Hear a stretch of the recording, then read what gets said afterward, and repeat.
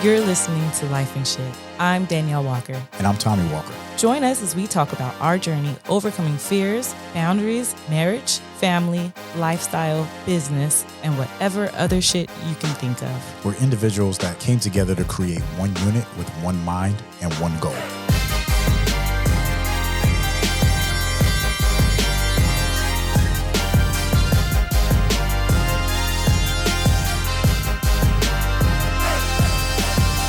What's up, baby? What's up? Like you got coach pants down. Or up. What you doing over there? With your cool ass. Yeah. How you doing? I'm outstanding. I am outstanding. I like your hat. Appreciate it. Your first San Diego Padre hat. Yeah, I picked this up. So for those that never seen this before, but this is a San Diego Padre. It's the only San Diego Padre hat I have. That you own. This is true. And because I am a diehard all things New York fan, right? I'm probably like the only dude that root for the Yankees and the Mets. Oh, okay, true. Only because I'm from Queens, so it's like you got to do that. Yeah. But this hat represents Juneteenth, so it was a heritage hat basically that the San Diego Padres put out. It's got the flag underneath. Yeah, it got the flag underneath the brim. Yeah. And shout out to Young Black and in Business, located here in San Diego. They're the ones that put together, this memorable event. It was pretty dope. Yeah, it was. The county raised the flag, and it's still up there. That's pretty dope. So I was like, let me rock my hat today. Feeling, it goes with my outfit. Try to coordinate. Gotta coordinate. Yeah. Oh, rest in peace, John Witherspoon. Pop, yeah. Yeah, right. I got a question for you. What's that, baby? Today's episode is going to be pretty funny. I think so. It might be a little sad for some. But, you silly. But have you ever had nightmare airport experiences that made you question your sanity? Nightmare? No, I don't think I had a nightmare. Never had a nightmare airport experience? No, maybe when we used to fly standby a lot. Okay. That we was used to fly standby a lot. Yes. Yeah. Yeah. Well, I mean, that was like pretty much all we did in the beginning, and it was like, okay, well, we can go where, and all we have to do is fly. Like, wait, it's basically $50, it's almost like flying for nothing. But what they don't tell you is you're there all day sometimes, right? And then you could just be so close to getting on the plane and then get bumped. So you get like anxiety, like, oh, we gonna make it, we gonna make it. Yeah. So all right, so today with the episode, we just talk about our airport experiences, and for those that travel a lot or you never travel at all, the airport is it's a beast. Like, and then when you go to different airports and you see, it's like going into different countries. You're like, what the fuck's going on in this airport? Yeah. Some are beautiful. I love that. And then if you go to other countries, and it's just like, oh wait, they have this inside the airport. Yeah, like Singapore and the pods, right? Yeah. Singapore is amazing. That's an elaborate. So we're gonna share some of our wildest airport experiences, right? And so, some may not be so wild, but I had to spend a night in the airport one night. That's right. Yeah. So I was standby life. No, this was a regular flight. Oh, was it? Yeah, so I was traveling for work, and it was American Airlines. Oh, I thought they made you go standby. No, and we're dropping names on everybody. So it was American Airlines, and I was headed to Memphis. Okay. So I showed up. I was like 15 minutes before the plane was supposed to leave. They had already closed the doors. Now for those that travel, all these rules are in place for a reason. Yeah. Right? Now, we bend the rules a little bit. I wouldn't call myself a rule breaker, but I'm a rule bender. Yeah. So I'm like, 15 minutes, I'll get, no problem. They'll let me on. I get there to the door, they're like, nope. I was like, but the plane is right there. Dude was like, so you late. So I get on the next flight into Dallas. Now I'm in Dallas, and I'm supposed to be at a work event the next day. So I'm late. I get to Dallas, there's no flights leaving Dallas. So I had to spend a night in the airport. I mean, I'm talking about spend the night like on some, what was that movie? Tom Hanks. Yeah, Tom Hanks. Like it's like a terminal or something. Yeah, right? I was terminal, the black version. Yeah, looking for a cot. Everybody looking for a cot. Like, the cots are free. Yeah, you just gotta get them. Like, what? So there was no cots. And that was the crazy part, because I'm sitting in the chair, right? I got my suit jacket. Like I'm like, all right, let me try and get as comfortable as possible. I got my book bag. That's all I have, because my bag is checked. My bag is in Memphis. And I got this jacket and my bag, and I'm uncomfortable, and we all know how airport chairs is, and chairs are, and out of nowhere, I just looked on a wall and I seen a cot. Why would they have a cot in the airport? I have no idea. For reasons I was the only dude in that area, and there was a cot on the wall. I was like, thank you. The universe rained down on me. I grabbed that cot and I slept on that cot. Boy, I woke up. I was like, people was looking at me like, this motherfucker. Like, I mean, it's like I've been homeless. I've been homeless in the airport. Like sleeping uncomfortable is normal for me. Oh, that is crazy. And you know, it's funny because you saying that, as much as we cut it close getting to the airport, after that experience, why would you ever cut it close? Like, you should be like the first person at the airport ready to get on the plane. You know, it's funny. Daneyel always gets on me about this. She'd be like, why are we, like, what time? And it's literally, it goes like this.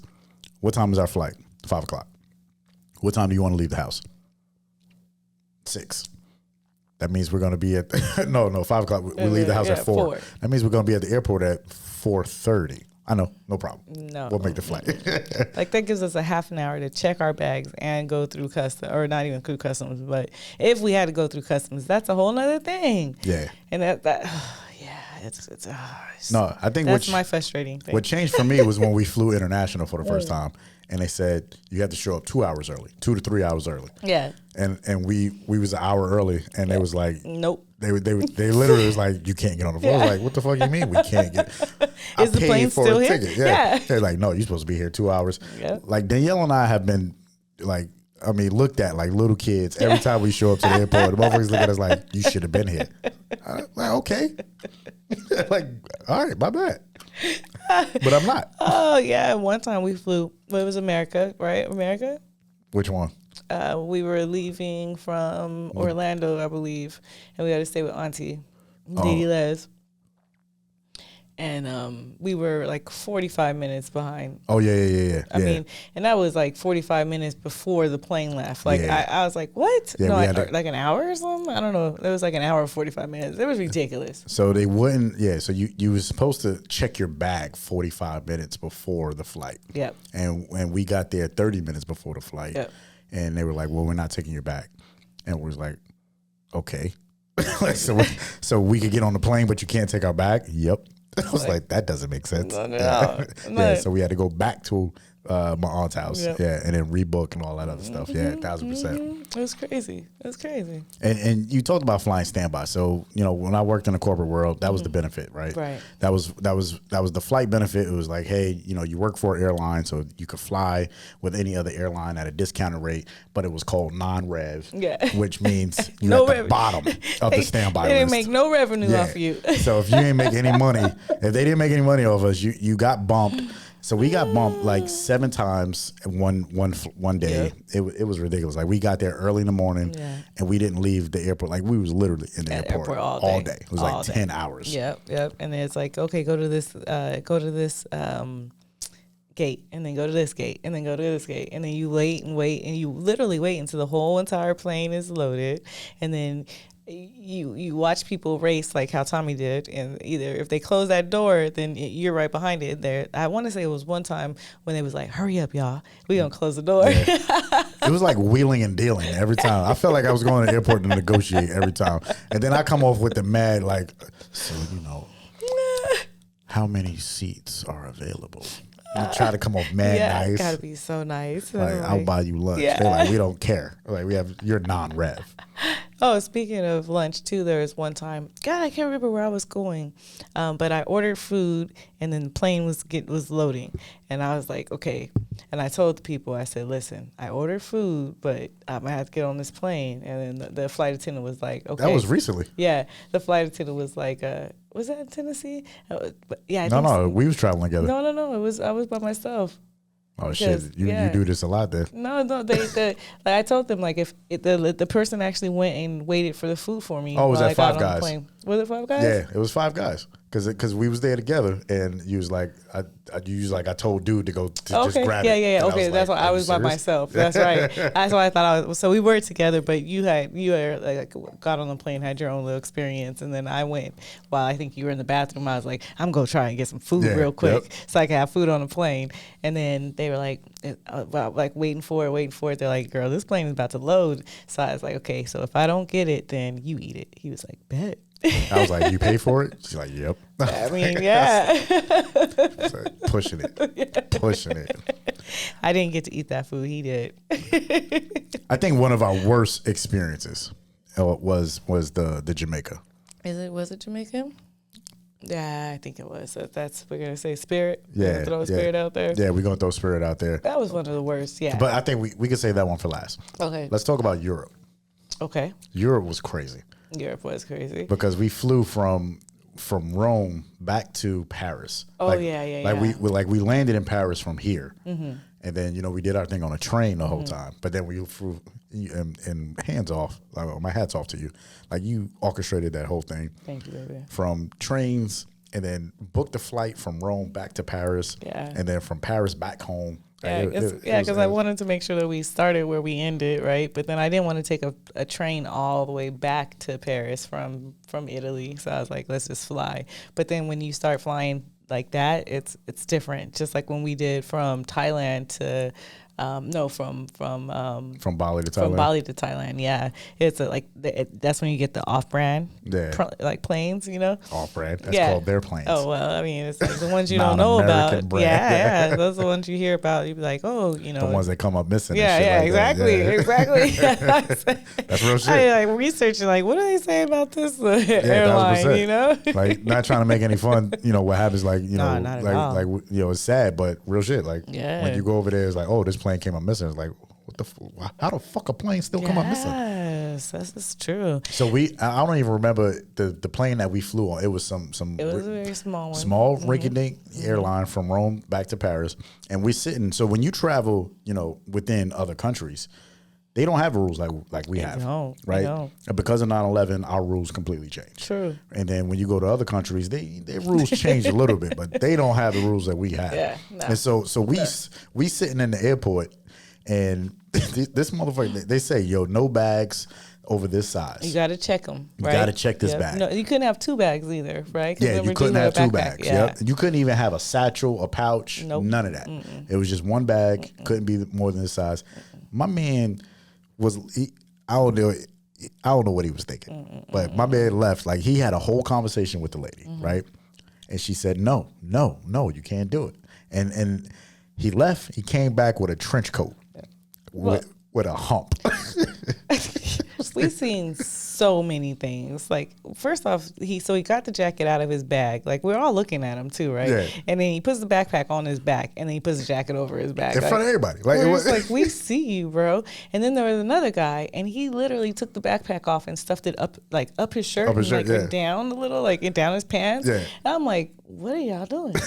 Why is it so important not to carry this bag or not to check this bag? The motherfuckers walked on the plane. Yeah, they did. Looking like Dr. Jekyll and Mr. Hyde. Like, these motherfuckers were serious.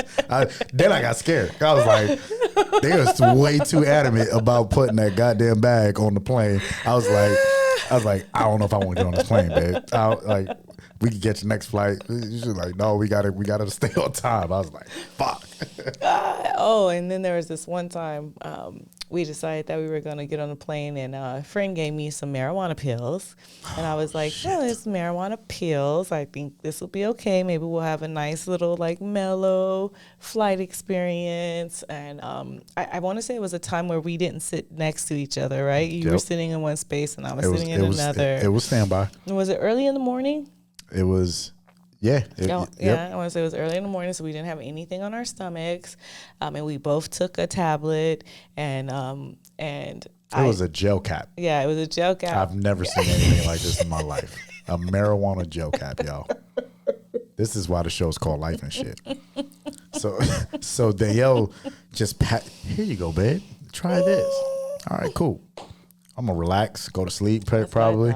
I'm on a fucking plane paranoid. I've never been so paranoid in my life. And, I'm looking at him and he's just looking at me like nothing. Or inside, I was like, oh my God. I was freaking out. Oh my gosh. So that's the crazy thing about this story.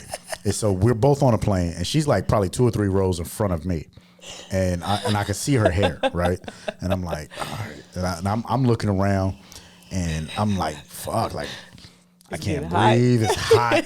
I'm turning the air on. I'm always cold. I was turning the air on too. Like, oh shit. I'm looking around. I'm like, don't be that guy. Don't be like, I'm gonna start talking to myself. Don't be the guy why they gotta bring the plane down because you had a panic attack. I'm literally talking to myself. And then I get off the plane and I tell Daneyel all of these things that was happening to me, everything I was going through. And I was like, you gave me that damn pill. I was going off. And then she was like, me too. And I lost my shit. I was like, get out of here. I felt better after that. He would have been mad if I'd have been like, really? Like, I had a great experience. No, I was freaking out. It was the same. I got hot and I was like sweating and I was looking around and everyone looked suspicious all of a sudden. It was like, this is horrible. It was a horrible experience. Don't fly high. Don't fly high.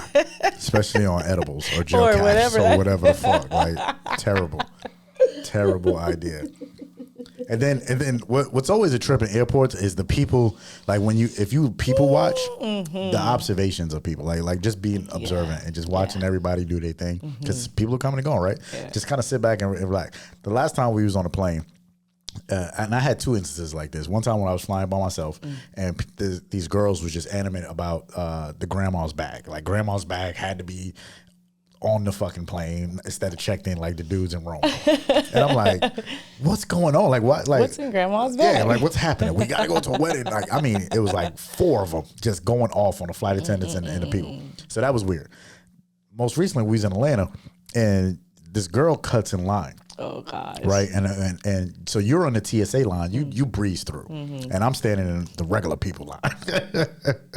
So I'm standing in regular people line and this girl, like, you know how when you stand in line and you see it when it's a long line and you got to keep going wraparounds and all that. So you make contact with people and then you see them all of a sudden. I feel like you know them. Yeah. Right. Because it's like, I go up this lane, I see you. I come down this lane, I see you. So this girl jumps in head, right, of these people that's behind me.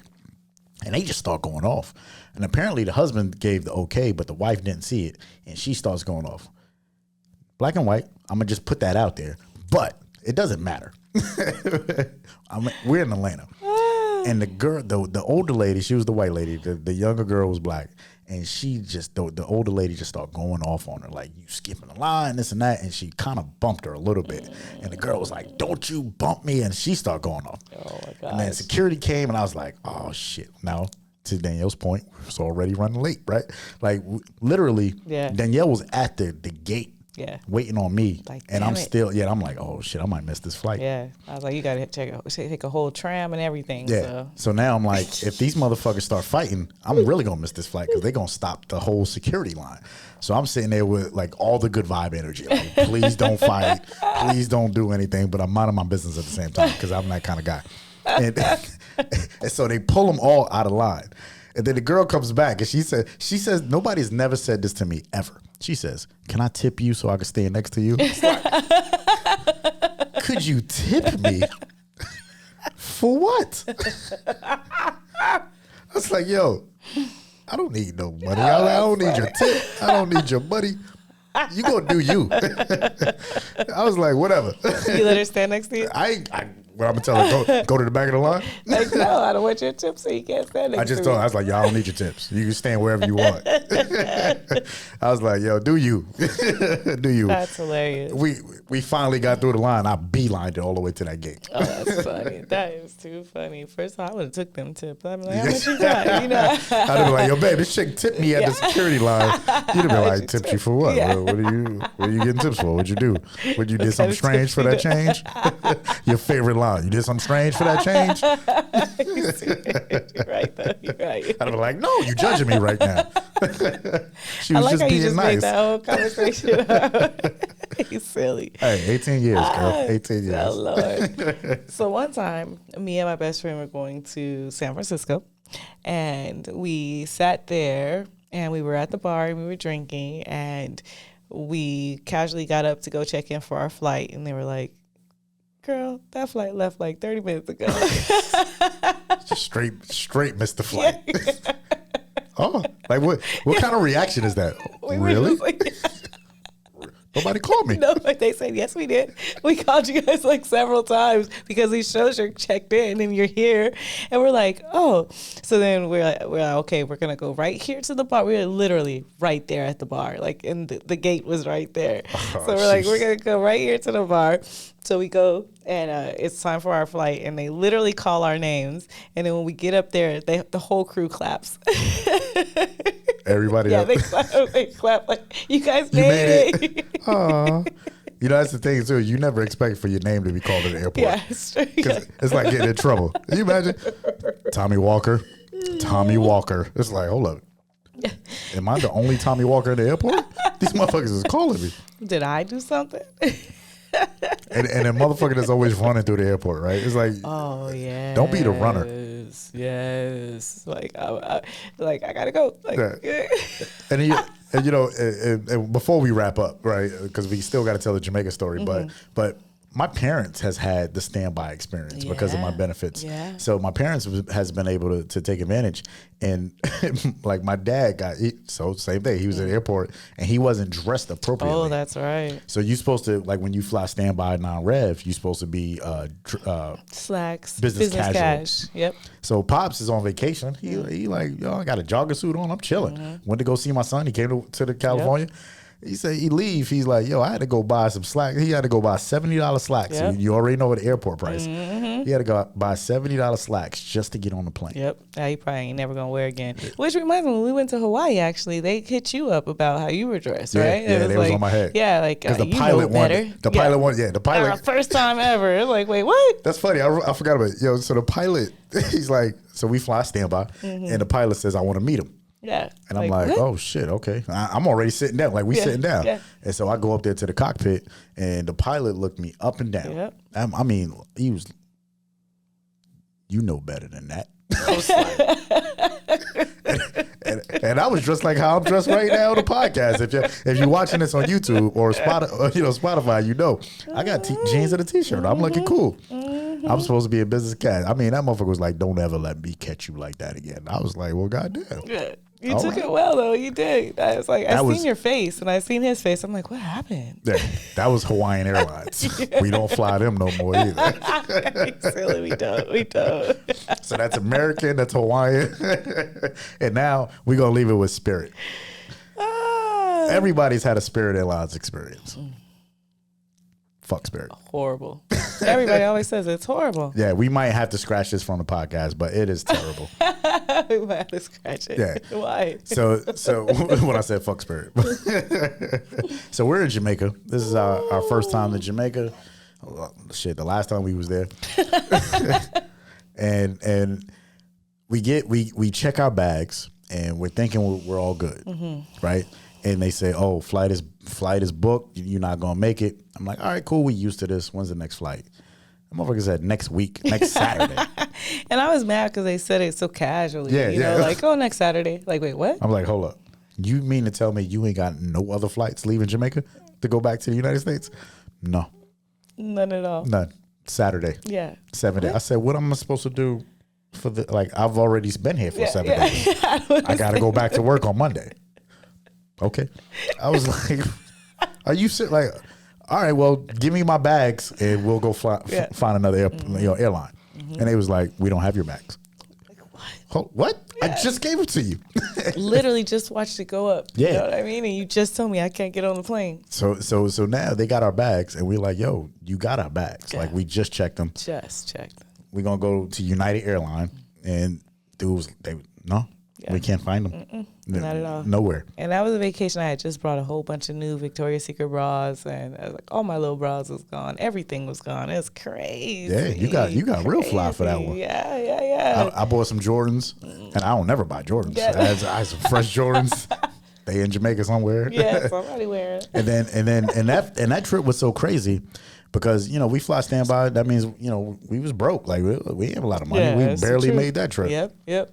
So to get out of Jamaica that day so we could get back to work, United Airline ticket one way back to California was $1,100 for both of us. That's right. I had to call my mother. I was like, Mom, I ain't got it. She cracked open that credit card. Yep. She bought I was like, I will pay you back. And I literally pay my mother month over month. It was like $100 a month for almost a year to pay that back. Shout out to Mom Dukes. I appreciate that. Got us off the island. Yeah, for real. And taught us a lesson. Never fly like that again. Never fly like that again. So the value add is, in all of this, you got to have fun at whatever it is that you're doing. We made fun of me pushing the envelope about being on time and all that stuff, but you definitely want to be on time when you go to the airport. No matter where you're flying, if you're flying in the country, out of the country, all that stuff, be on time. But have fun in the airport. Be observant. Taking it all in, because it is quite the experience when you take it all in. Yeah, like I said, the airport alone is an experience, and it's a fun experience. It really is. I have a fun quote from Irma Bombeck, and she says, "Did you ever notice the first piece of luggage on the carousel never belongs to anyone? Why is that?" Really? It comes down and everyone just looks at it, right? Who's the owner? Yeah. I'm going to pay attention to that now. Yeah, right. I'll be like, who got that? Why? Our luggage ain't first. Yeah. And Eric Thomas had a good quote about flying. So we fly first class now. And Eric Thomas said, I was listening to him, he said, people ask why I fly first class. He said, because I don't want nobody paying attention to what I'm talking to about with my wife. And I was like, it's a pretty profound way to look at first class. He's like, I'm in first class because there's somebody in the middle of me and I'm talking over that person, talking to my wife, or, I'm in the middle and he listening to my whole conversation. He all in my wife's business. I was like, God damn it, I don't want nobody in my wife's business like that either. I love you, baby. So shout out to E.T. for that one. I love you. I love you. It's like this shit. Do us a favor. If you enjoyed this episode, please subscribe. Leave a review. Let us know what your thoughts are. That's the only way that this show is going to be successful. And we appreciate you. Talk with you next time.